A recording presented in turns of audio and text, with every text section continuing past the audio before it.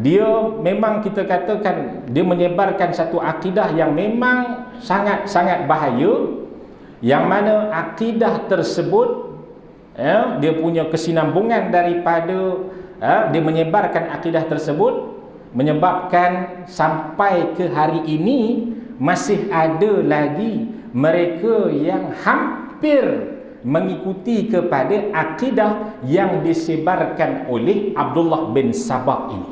Antaranya apa? Akidah tajsim dan tashbih, iaitu menjisimkan Allah Ta'ala, iaitu menganggota badankan Allah Ta'ala, dan mentashbihkan Allah Ta'ala, yakni menyamakan Allah Subhanahu wa Ta'ala itu seperti apa? Seperti makhluk. Itu dia. Dan yang ketiga, dia iaitu Abdullah bin Sabah ialah orang yang pertama mengada-ngadakan cerita bahawa pada hakikatnya Ali radhiyallahu taala anhu, Sayyidina Ali, tidak mati, dibunuh, bahkan dia masih hidup dan tinggal di awan. Itu dia. Itu dia punya ajaran dia. Petir suaranya, maknanya petir, kalau kita dengar petir tu, itu suara Sayyidina Ali lah tu, dia kata. Subhanallah. Kilat cemetinya, itu cemeti Sayyidina Ali lah. Kalau kilat itu semua adalah cemeti Sayyidina Ali. Dan dalam dirinya, itu diri Sayyidina Ali, dia kata apa? Terdapat unsur-unsur ketuhanan. Abdullah bin Sabah ini akhirnya dia telah menyatakan bahawasanya Sayyidina Ali radhiyallahu taala anhu itu adalah Tuhan. Dan fahaman itu sampai ke hari ini. Fahaman itu sampai ke hari ini, yang dipegang oleh Syiah-Syiah seperti mana Syiah Rafidah dan sebagainya. Itu bahaya tu. Jadi tuan-tuan perempuan yang dimuliakan Allah Subhanahu wa taala, sebab itulah daripada Abdullah bin Sabah ini keluar satu kelompok yang dipanggil ajaran Sabaiyah. Itu dia. Ajaran apa? Ajaran Sabaiyah. Apa ajaran Sabaiyah ini? Ajaran Sabaiyah ini mengatakan bahawasanya Tuhan mereka adalah Ali. Tuhan mereka adalah Ali. Itu dia. Sehingga Sayyidina Ali telah membakar separuh daripada pengikut ajaran Sabaiyah ini. Sayyidina Ali bakar. Dalam sejarah Islam menyatakan bahawa Sayyidina Ali membakar sendiri pengikut-pengikut yang menuhankan dia. Itu dia. Disuruh untuk taubat, dia tak mau taubat, maka mereka ini telah dibakar oleh Sayyidina Ali. Subhanallah. Maka tuan-tuan yang dimuliakan Allah, dia kata apa? Lantas dia, iaitu Sayyidina Ali, pasti kembali ke bumi untuk memenuhi dunia yang penuh kezaliman dengan keadilan. Dan fahaman ini, tuan-tuan yang dimuliakan Allah, fahaman ini sebenarnya kalau kita tengok balik, dia sampai ke zaman sekarang ini. Antaranya Syiah itu dipelopori oleh pimpinan mereka yang sebelum ini telah mati. Siapa dia? Khomeini. Tuan-tuan pernah dengar? Khomeini. Itu pimpinan dia dulu. Dalam kitab Khomeini ini, dia telah mengatakan bahawasanya, dalam kitab dia telah mengatakan bahawasanya imam-imam Syiah itu lebih tinggi maqam dan darjatnya daripada seluruh para malaikat dan juga daripada seluruh para nabi dan rasul. Itu dia. Itu akidah mereka. Akidah Syiah. Maka tuan-tuan yang dimuliakan Allah Subhanahu wa taala, dan Khomeini ini kalau kita tengok dalam fatwa-fatwa dia, kita tengok dalam kitab dia, kita rujuk dalam kitab dia, kita tengok fatwa dia, banyak sangat kesalahan. Teramat banyak kesalahan, dan itu menjadi panutan dan ikutan pengikut-pengikut Syiah.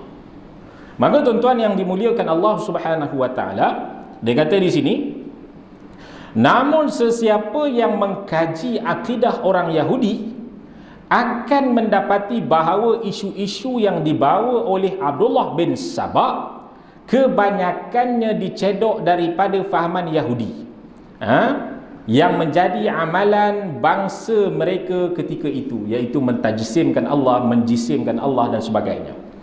Bahkan dia berhujah, dia ni siapa?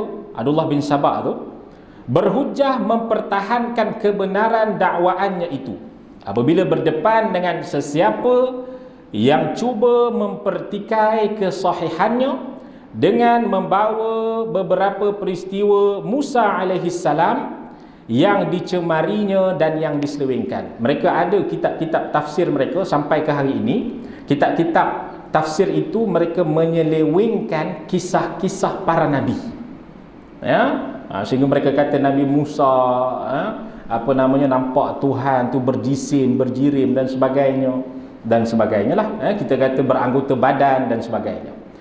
Maka kita kata bahawasanya antara golongan, dia kata di sini, antara golongan yang wujud selain golongan yang dinyatakan ialah golongan Murji'ah. Tu dia, macam-macam golongan, subhanallah. Ada Sabaiyah, ada Khawarij dan sebagainya, macam-macam tuan-tuan yang dimuliakan Allah. Antara golongan yang wujud selain golongan yang dinyatakan ialah golongan Murji'ah. Tu dia. Murji'ah ni dia lahir bila tuan-tuan? Murji'ah ni dia lahir setelah wafatnya Sayyidina Uthman radhiyallahu taala anhu. Setelah wafatnya, setelah dibunuh Sayyidina Uthman radhiyallahu taala anhu. Jadi dia kata mereka mendakwa, golongan Murji'ah ni mendakwa iman itu mengenal, iaitu ma'rifah Allah semata-mata. Perbuatan maksiat tidak merosakkan iman, sebagaimana ketaatan tidak berfaedah bagi orang kafir. Jadi golongan Murji'ah ni tuan-tuan yang dimuliakan Allah, dia kata bila seorang tu dikenal Allah, itu iman lah. Dia faham? Bila seorang tu dia tahu tentang Allah, itu iman. Itu golongan Murji'ah. Itu dia. Jadi orang yang tahu tentang Allah, itu iman, dia kata. Dan ataupun dia kata iman ini adalah membenarkan di hati dan juga mengucapkan dengan lisan, dan dia menafikan kepada perbuatan. Maknanya dia kata kita dah beriman, kita kata kita ni dah beriman, maknanya dah kenal Allah Ta'ala, cukup, tak perlu nak beramal soleh dah. Begitu dia kata. Itu golongan apa? Golongan Murji'ah. Golongan Murji'ah. Dia kata cukup kita ni dah tahu, dah kenal Allah, dah cukup, tak payah dah nak buat amal soleh ke apa ke, tak payah, dia kata. Itu bukan daripada hakikat iman tu sendiri, dia kata. Nak buat amal soleh tu itu bukan daripada iman kita. Itu bukan daripada kepercayaan. Itu dia. Itu masalah. Zaman sekarang ada ke tidak? Itu dia. Itu yang masalah. Tuan-tuan yang dimuliakan Allah. Dia kata kita dah kenal Allah, kita dah sampai tahap kenal Allah, tak perlu untuk buat amal dan sebagainya. Itu masalah tu. Itu dia. Ya. Murji'ah ni pun daripada pecahan Syiah tu sendiri, daripada pecahan-pecahan mereka ni. Itu dia, Murji'ah ni. Dia daripada pecahan ni sangat banyak pecahan-pecahan dia. Berpuluh-puluh pecahan yang lahir daripada fahaman-fahaman gini. Fahaman Mu'tazilah ada berpuluh pecahan, fahaman Khawarij, macam-macam pecahan dan sebagainya. Itu semua dalam kitab Al-Farqu Bainal Firaq yang dikarang oleh Al-Imam Abu Qahir Al-Baghdadi. Dikarang oleh Imam Abu Qahir Al-Baghdadi. Maka dia kata di sini, mereka juga mempunyai dakwaan-dakwaan lain yang tidak perlu dinyatakan di sini. Banyaklah, dakwaan-dakwaan Murji'ah ni sangat banyak. Sehubungan itu, Imam Asy'ari dalam kitabnya Maqalat Islamiyyin menyebut golongan utama yang sering berselisih pendapat di kalangan orang Islam. Katanya orang Islam telah berpecah kepada 10 golongan. Itu dia dalam kitab Maqalat Islamiyin, iaitu apa? Orang Islam telah berpecah kepada 10 golongan, iaitu Syiah. Daripada Syiah tu turun macam-macam pula kelompok. Daripada Khawarij tu turun macam-macam kelompok pula. Murji'ah, begitu. Daripada Murji'ah, Mu'tazilah, Jahmiyah, Dirariyah, Husainiyah, Bakriyah, Ammah, Ashabul Hadith dan Kullabiyah, iaitu pengikut Abdullah bin Kullab Al-Qattan. Jadi tuan-tuan yang dimuliakan Allah SWT, jadi Murji'ah ni sikitlah kita cerita. Murji'ah ni salah satu lagi daripada pegangan dia, antaranya apa dia? Dia kata iman seseorang ni tak ada bertambah, tak ada berkurang. Itu fahaman Murji'ah. Iman seorang ni tak ada bertambah, tak ada berkurang. Kita Ahlussunnah wal Jamaah, kita kata iman kita bertambah dan berkurang. Kalau kita Ahlussunnah wal Jamaah, kalau kita taat, maka imannya bertambah. Kalau kita ini tak taat, buat maksiat dan sebagainya, iman kita berkurang. Kalau malaikat itu lain. Malaikat imannya statik, tak bertambah, tak berkurang. Itu malaikat. Itu dia. Tapi dia ni, ini golongan Murji'ah ni, mereka kata bahawasanya manusia ni, iman mereka ini tidak bertambah dan tidak apa? Dan tidak berkurang. Itu dia. Dan dia kata pula apa lagi? Antaranya lain, dia kata kalau orang ni dia buat maksiat, contohnya, tapi dia beriman. Dia buat maksiat tapi dia beriman, maka orang tu takkan diadili pun atas maksiat yang dilakukan. Ini Murji'ah punya pahaman. Itu dia. Ini Murji'ah punya pahaman. Masya Allah. Itu dia. Jadi macam-macam lah. Itu dia. Dia kata apa? Dia kata kalau kita ni tak tahu tentang Allah, maknanya tak beriman. Kalau kita tahu Allah, beriman kata. Itu dia. Itu golongan apa? Golongan Murji'ah. Dan banyak lagi lah penyelewenggan-penyelewenggan Murji'ah ni. Jadi tuan-tuan yang dimuliakan Allah Subhanahu wa taala, dan akhir sekali dia kata sampailah kepada beberapa pecahan kelompok dan sebagainya, 10 kelompok, yang mana semua itu telah dijelaskan oleh para ulama kita. Maknanya kita ni, kemudian dia kata lagi apa? 2.0, faktor kemunculan ilmu kalam, sampai kepada kemunculan Ahlus Sunnati wal Jamaah. Maknanya kita dah selesai beberapa fasa dah sebenarnya. Kalau kita tengok balik, kita dah selesai beberapa fasa. Daripada fasa zaman sahabat, pemerintahan Khulafaur Rasyidin yang 4, daripada zaman Sayyidina Abu Bakar, kemudian Sayyidina Umar, kemudian sampai kepada zaman Sayyidina Uthman. Zaman tersebutlah berlakunya pecahan-pecahan yang kita kata banyak ketika tersebut.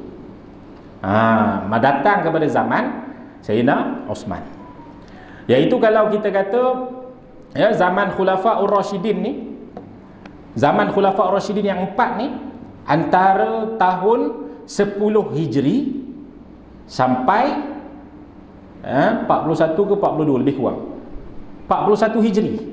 Daripada tahun 10 Hijri sampai tahun 41 Hijri, itu adalah zaman khalifah yang 4. Itu dia. Dan bermula, kita kata kekacauan yang besar adalah pada zaman Sayyidina Uthman radhiyallahu ta'ala anhu. Bermula kekacauan tu. Jadi tuan-tuan yang dimuliakan Allah Subhanahu wa ta'ala, ada zaman ni lah Abdullah bin Sabah main peranan din, zaman Sayyidina Uthman ni. Yang kita duk cerita Abdullah bin Sabah tadi tu, zaman ni, zaman Sayyidina Uthman. Tu dia. Sehinggalah kepada terbunuhnya Sayyidina Uthman radhiyallahu ta'ala anhu. Kemudian setelah kita dah selesai zaman ataupun fasa Sayyidina Uthman tu, dia datang pula kepada zaman pemerintahan Sayyidina Ali radhiyallahu ta'ala anhu. Zaman pemerintahan Sayyidina Ali radhiyallahu ta'ala anhu. Zaman pemerintahan Sayyidina Ali inilah yang terjadinya, kalau kita flashback balik yang kita dah belajar sebelum ni, maknanya zaman Sayyidina Ali itulah terjadinya peperangan Jamal zaman itu jugalah terjadinya peperangan Siffin. Panjanglah dia punya perbahasan dia, yang telah kita bahaskan sebelum ni. Okey, iaitu peperangan Jamal antara siapa? Antara Sayyidina Aisyah, lagi siapa? Antara Sayyidina Talhah radhiyallahu taala anhu, dan antara Sayyidina Zubair radhiyallahu taala anhu. Sayyidina Aisyah, kelompok Sayyidina Aisyah, Sayyidatina Aisyah, kelompok Sayyidina Talhah, dan kelompok Sayyidina Zubair radhiyallahu taala anhu. Berperang ni tuan-tuan disebabkan kesalahfahaman dan fitnah yang ditimbulkan oleh Abdullah bin Sabah tadi ni. Itu dia. Sebab tu di dalam kitab Jauharah Tauhid, Al-Imam Ibrahim Al-Laqani menyatakan, wa ma jara bainas sahabati naskutu.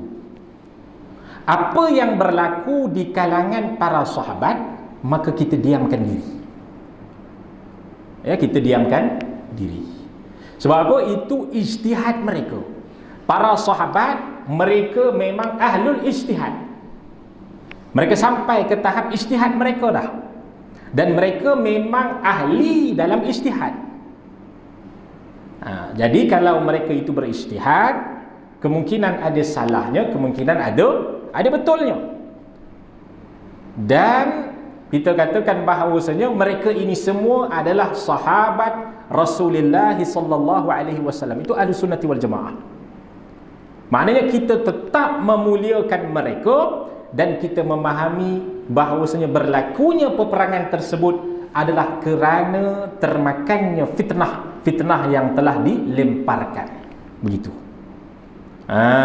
Dan mereka ini pula berperang itu kerana termakan fitnah, seolah-olah mengikut kepada fitnah Abdullah bin Sabah itu, yang mencipta perkara-perkara palsu dengan menyatakan bahawasanya Nabi menyuruh Sayyidina Ali ni sendiri untuk jadi khalifah.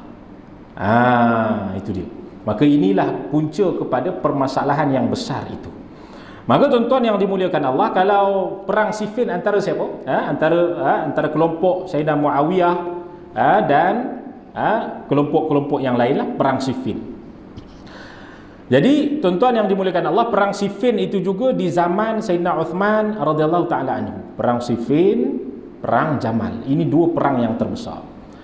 Jadi masuk kepada akhir pemerintahan Sayyidina Ali radhiyallahu taala anhu, maka Sayyidina Ali telah menerima majlis tahkim. Seperti kita dah bahaskan sebelum ni. Majlis tahkim tu adalah kita kata untuk mendamaikan antara sahabat-sahabat. Maka golongan Khawarij ni geram, tak setuju. Tak setuju dengan pendirian Sayyidina Ali untuk mendamaikan antara para sahabat ini. Yang akhirnya Sayyidina Ali telah dibunuhlah oleh siapa? Oleh Abdurrahman bin Muljam. Oleh Abdurrahman bin Muljam. Jadi tuan-tuan yang dimuliakan Allah Subhanahu wa taala, zaman Sayyidina Ali inilah munculnya kita kata Khawarij. Seperti kita dah bahaskan sebelum ni, perbahasan yang panjang berkaitan dengan Khawarij. Zaman Sayyidina Ali jugalah kita kata Allahumma salli Muhammad, muncul golongan-golongan Sabaiyah yang menuhankan Sayyidina Ali tadi itu. Zaman tu. Okey? Zaman itulah. Jadi tuan-tuan yang dimuliakan Allah Subhanahu Wa Taala, maka setelah daripada zaman Sayyidina Ali, setelah daripada itu masuk kepada zaman Sayyidina Muawiyah radhiyallahu taala anhu. Masuk kepada zaman Sayyidina Muawiyah radhiyallahu taala anhu, pemerintahan Sayyidina Muawiyah. Sayyidina Muawiyah ini pemerintahannya itu diberikan oleh Sayyidina Hasan bin Ali. Sayyidina Hasan bin Ali, cucu Rasulullah SAW, diberikan oleh Sayyidina Hasan bin Ali kepada Sayyidina Muawiyah, supaya Sayyidina Muawiyah ini menyatukan umat Islam di zaman tersebut. Itu selepas daripada zaman pemerintahan Sayyidina Ali radhiyallahu taala anhu. Itu dia. Dan ada beberapa kelompok kita pada zaman sekarang ni yang mana mereka ini juga ada mencela Sayyidina Muawiyah radhiyallahu taala anhu. Tu dia. Mereka mencela Sayyidina Muawiyah radhiyallahu taala anhu. Itu sahabat Nabi SAW.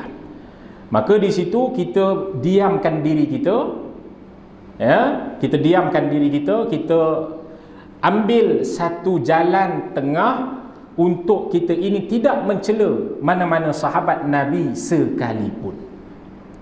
Dan saya pernah jumpa satu kelompok di zaman ni lah, di zaman ni maknanya saya pernah jumpa, mereka mendakwa mereka ahlu sunnah wal jamaah, tetapi mereka mencela sahabat Nabi yang bernama Sayyidina Muawiyah radhiyallahu taala anhu. Sebab dia kata Sayyidina Muawiyah ni pergi berperang dengan sahabat dan sebagainya, dan macam-macam lah.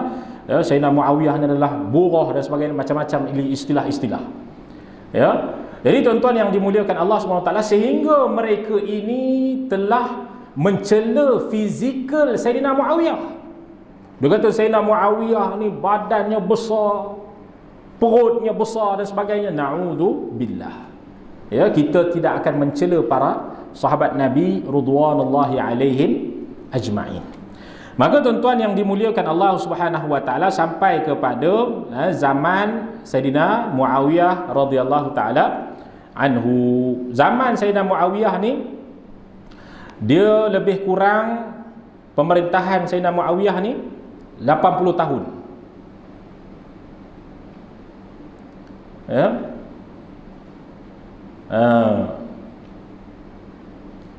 Zaman dia lebih kurang 80 tahun pemerintahan dia. Lama pemerintahan Sayyidina Muawiyah radhiyallahu taala anhu. Masa ni, masa zaman Sayyidina Muawiyah ni lah yang lahirnya Murji'ah tadi yang kita bahaskan. Okey. Masa zaman Sayyidina Muawiyah tadilah yang lahirnya pahaman Murji'ah tadi tu. Yang kata cukup kalau kita kata kenal Allah dah, dia ni beriman, tak payah nak solat, tak payah zakat pun tak payah. Itu semua tak ada kaitan dengan iman, dia kata. Itu dia. Ya? Itu. Zaman siapa? Zaman Sayyidina Muawiyah radhiyallahu taala anhu. Maka tuan-tuan yang dimuliakan Allah Subhanahu wa taala, setelah daripada zaman Sayyidina Muawiyah radhiyallahu taala anhu, masuk pada zaman Bani Abbasiyah. Ya, zaman Bani Abbasiyah. Ya, lepas zaman Muawiyah, Abbasiyah ke Umayyah? Siapa tahu? Umayyah dulu kan? Umayyah dulu, lepas tu barulah Abbasiyah. Barulah Abbasiyah. Okey. Zaman Bani Umayyah, betul. Zaman Bani Umayyah itu pada pemerintahan Muawiyah lah. Pada pemerintahan Muawiyah itu adalah pada zaman Bani Umayyah. Zaman Bani Umayyah ini lebih kurang 80 tahun. Kemudian masuk kepada zaman Bani Abbasiyah. Dah berapa ajaran sesat dah tadi tu. Ya, Sabaiyah ada, lagi apa? Murji'ah ada, Khawarij ada, macam-macam lah tadi. Syiah pun ada. Kan? Masuk kepada zaman Bani Abbasiyah. Zaman Bani Abbasiyah ni dia lama. Daripada setelah Umayyah tu sampai kepada 923 Hijri. Sampai kepada 923 Hijri. Itu zaman Bani Abbasiyah. Zaman Bani Abbasiyah inilah yang lahirnya ajaran Qadariyah. Lahir secara rasmi lah. Sedangkan ajaran tu dia ada bau-bau dia tu dah ada lah semenjak zaman Rasulullah. Tapi yang merebak kuatnya ajaran Qadariyah ini adalah pada zaman Abbasiyah. Itu dia. Ya. Itu dalam lingkungan tahun 180 ke atas. Dalam lingkungan tahun 180 Hijri ke atas, lebih kurang. 130 Hijri ke atas. Ya.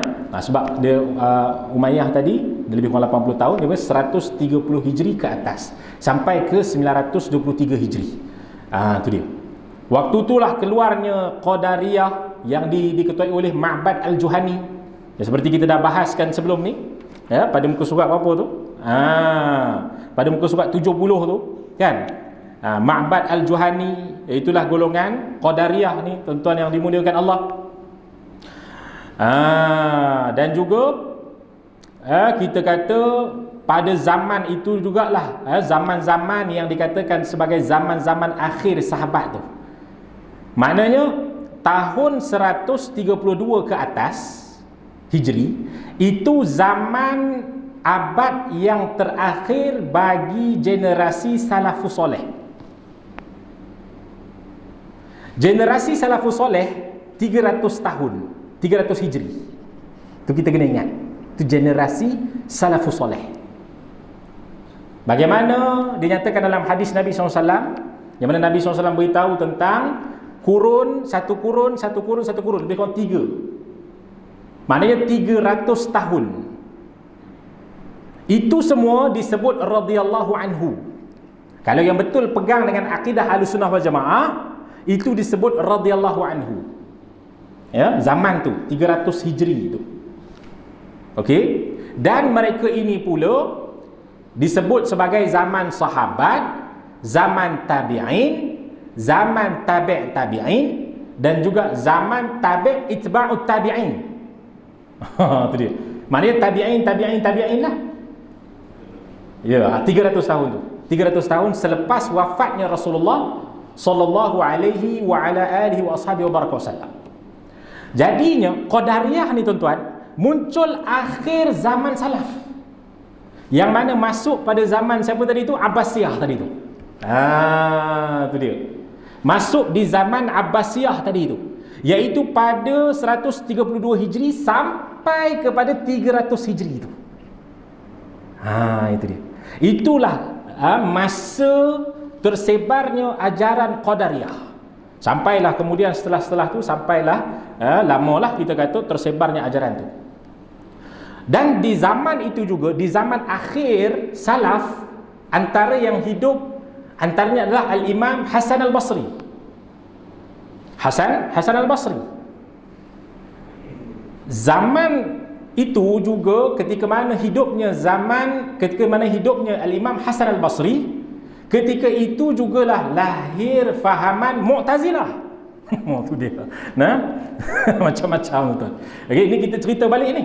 Qadariyah, kemudian di zaman itu juga akhir-akhir kurun salaf 300 Hijri akhir tu, zaman Imam Hasan Al-Basri, di situ jugalah lahirnya, pada masa itulah juga lahirnya golongan siapa? Mu'tazilah. Itu dia. Ya, golongan siapa? Golongan Mu'tazilah. Yang mana Mu'tazilah ni dia punya kita kata pelopor dia ataupun pimpinan dia siapa? Wasil bin Atha. Itu dia. Ya, Wasil bin Atha. Jadi tuan-tuan yang dimuliakan Allah Subhanahu wa taala, lagi ajaran apa lagi lahir? Antara ajaran yang lahir di zaman tersebut pada zaman Abbasiyah, yang ketika tersebut khalifah dia adalah Khalifah Ma'mun. Okey, Khalifah Ma'mun. Di waktu dia menjadi khalifah itu lahirlah satu ajaran lagi, ajaran Najjariyah. Ya, macam-macam ajaran. Ya, sampailah macam-macam ajaran tuan-tuan yang dimuliakan Allah, Mu'tazilahnya, Qadariyahnya, Jabariyahnya, macam-macam lah. Itu waktu itulah lahirnya Al-Imam Abul Hasan Al-Ash'ari yang telah mempelopori ilmu kalam. Yang kita nak baca hari ini, tak sempat nak baca pula dah. Ilmu kalam, iaitulah kita kata ilmu usuluddin, yang hari ini kita biasa dengar ilmu sifat 20 lah.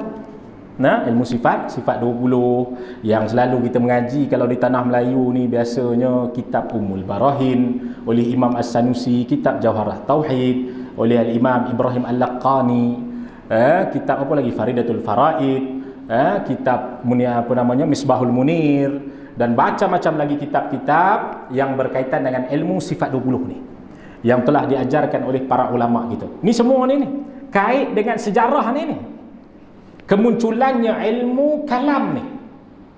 Yang mana ilmu kalam inilah yang membendung kepada segala akidah-akidah yang terkeluar daripada Ahlus Sunnati wal Jamaah. Kita nak cerita pula pasal ilmu kalam ni panjanglah, berkaitan dengan falsafah dan sebagainya. Dan perbahasan-perbahasan dia yang sangat banyak, tuan-tuan yang dimuliakan Allah Subhanahu wa taala. Zaman Abbasiyah tadi lahirnya golongan Batiniyah. Golongan Hululiyah dan macam-macam lagi golongan yang kalau kita nak bahaskan memang tak cukup masa kita lah. Itu dia. Jadi tuan-tuan yang dimuliakan Allah Subhanahu wa taala, dan akhir sekali setelah ada golongan Hululiyah, Batiniyah, Bayaniyah, lagi apa lagi? Macam-macam lagi lah, niah lagi lah, kan? Kak Kiah lah, Mak Kiah contohnya lah, kan? Macam-macam lagi. Sampailah kepada tahun 1115 Hijri. 1115 Hijri. Ini yang kira orang kata apa? Zaman dekat-dekat kita ni lah. 1115 Hijri. Lahirlah lagi satu lagi fahaman, iaitulah fahaman Wahabiyah. Itu dia. Fahaman apa? Fahaman Wahabiyah. Yang orang kenal hari ini fahaman Wahabi. Yang dipelopori oleh siapa? Muhammad bin Abdul Wahhab. Itu dia.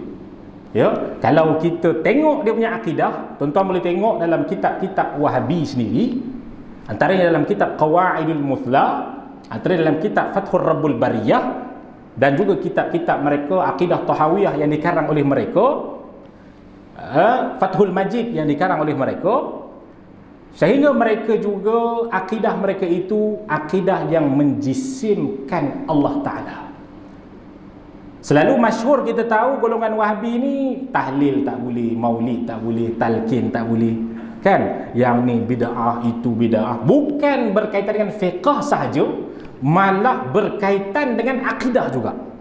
Iaitu antara fahaman Wahabiyah adalah dia menjisimkan Allah Subhanahu wa Ta'ala. Sebab tu di Malaysia ni difatwakan ajaran Wahabi ini sesat, terkeluar pada Ahlus Sunnati wal Jamaah.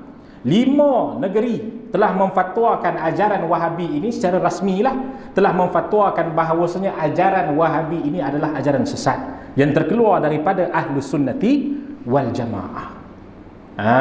Kadang-kadang orang marah gitu, apa ustaz ni tak habis-habis sebut Wahabi. Tak.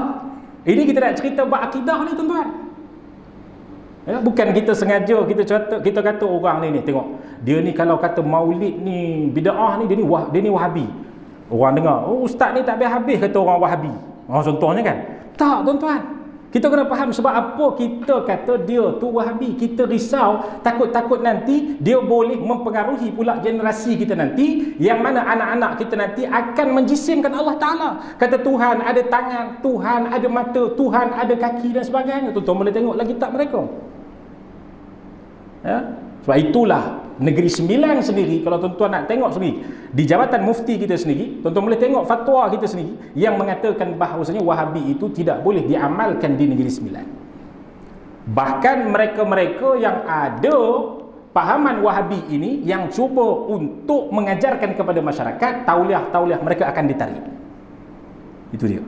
Ya, jadi tuan-tuan yang dimuliakan Allah SWT, inilah kita kata yang terakhir sekali fahaman yang muncul, itulah fahaman Wahabi.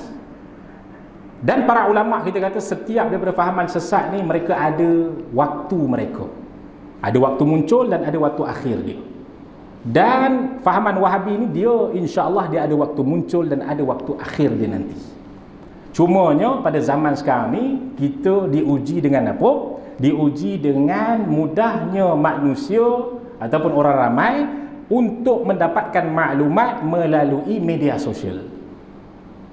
Kemudahan itu kita tak nafikan satu benda yang baik, tetapi bila terlalu mudah maka macam-macam ajaran masuk, dan yang paling banyak sekali adalah da'iyah Wahabiyah. Itu dia.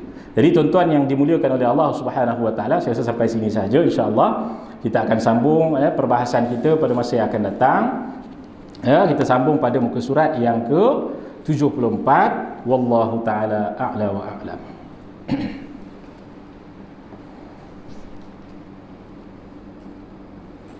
Ada soalan ke? Satu soalan, insya-Allah. Ya. Ya, sila. Dalam banyak-banyak cabang yang Khawarij yang Mu'tazilah saya ikuti, ada yang berpendapat mereka ini terkeluar. Ada yang terkeluar kepada Islam. Ya. Ada yang menyatakan Islam. Beza dia. Oh, beza maknanya terkeluar dari Islam dengan sesat. Okey. Dia begini, tuan-tuan yang dimuliakan Allah, bila terkeluar dari Islam maknanya kafir. Itu kita kena tahu. Kalau sesat, okey, dia tak dihukumi kafir lagi. Itu kita kena faham. Tak dihukumi kafir lagi. Okey. Sesat dengan kafir ni beza. Sesat dengan kafir ni beza. Okey.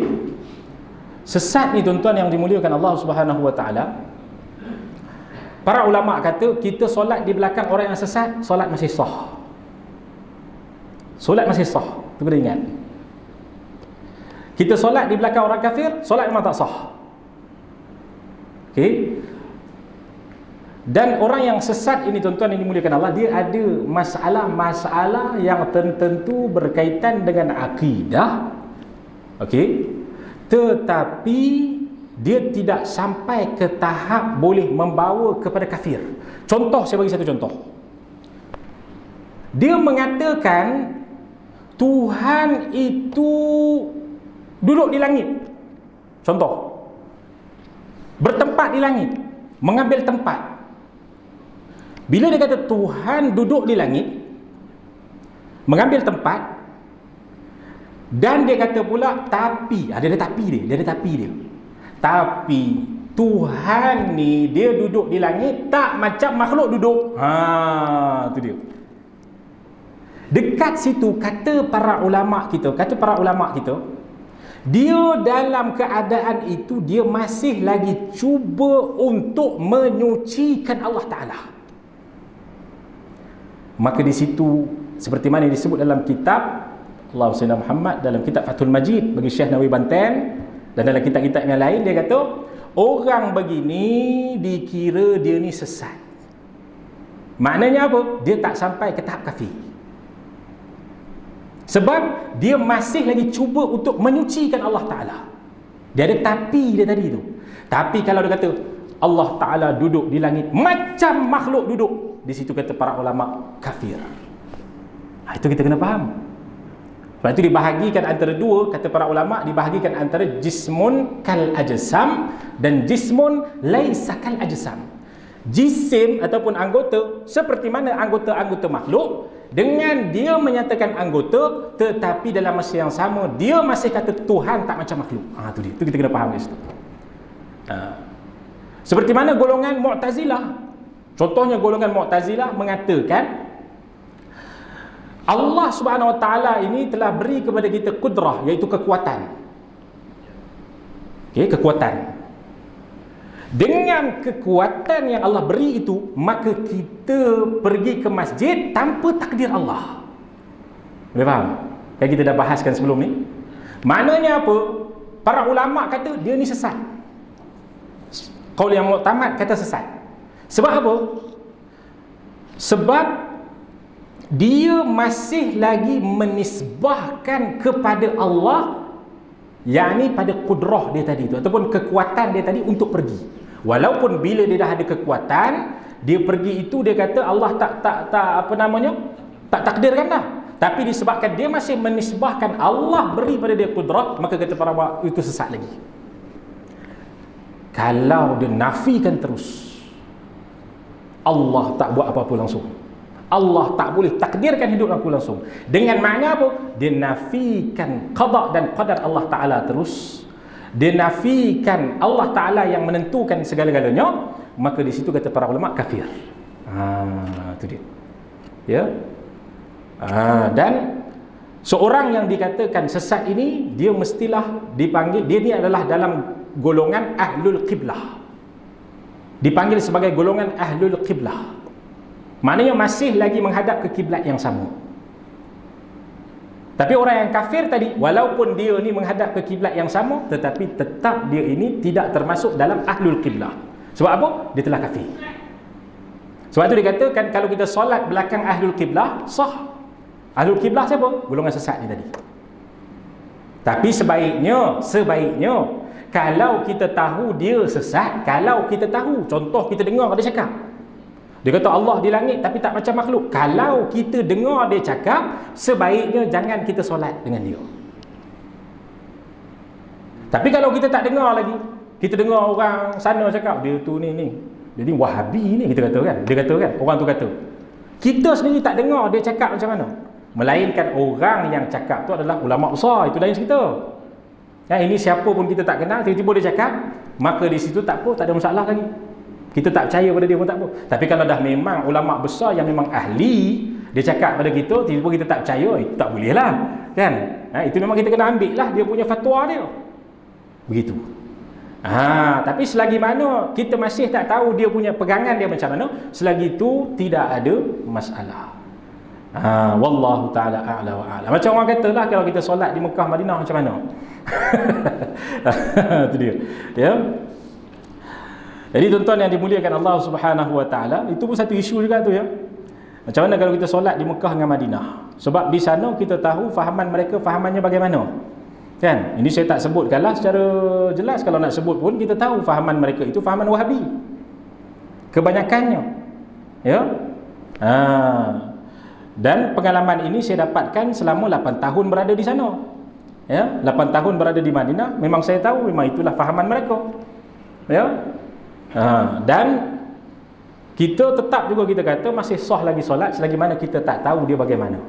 Itu kita kena faham. Ya, kita kena faham. Dan kalau kita nak cerita balik sejarah bagaimana mereka mendapatkan tanah Mekah dan Madinah, itu panjang. Bermulanya daripada kejatuhan kerajaan Uthmaniyah daripada tahun 1115 tu.